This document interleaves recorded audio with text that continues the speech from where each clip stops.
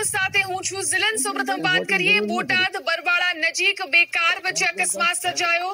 ઘટના સ્થળે એક બાળક સહિત 3 ના મોત નીપજ્યા છે। બરવાળા ગામનો ખોજા પરિવાર બરવાળાથી અજમેર શરીફ દર્શન માટે જઈ રહ્યો હતો, તે દરમિયાન અકસ્માત નડ્યો।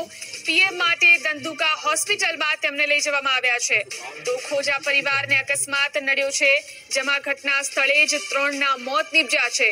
બોટાદ બરવાળા નજીક બે કાર વચ્ચે અકસ્માત સર્જાયો અને ઘટના સ્થળે જ એક બાળક સહિત 3 લોકોના મોત થયા છે। બરવાળા ગામનો ખોજા પરિવાર બરવાળાથી અજમેર શરીફ દર્શન માટે જઈ રહ્યો હતો, જે દરમિયાન અકસ્માત સર્જાયો।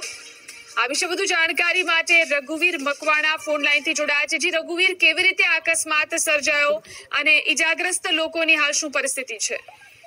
ચોક્કસથી વાત કરું તો બોટાદ બોટાદનું જે બરવાળા ગામ આવેલું છે, તે બરવાળા ગામનો એક ખોજા પરિવાર હતો। તે આજે સવારમાં જ વાત કરી કહી શકાય કે જે અશરફ શરીફ નવાઝ છે ત્યાં દર્શન અર્થે ખોજા પરિવાર જઈ રહ્યો હતો। ત્યાં બરવાળા ધંધુકા હાઈવે રોડ પર તગડી ગામ નજીક મેરડી માતાજીના મંદિર પાસે આ ગમખ્વાર અકસ્માત સર્જાયો હતો।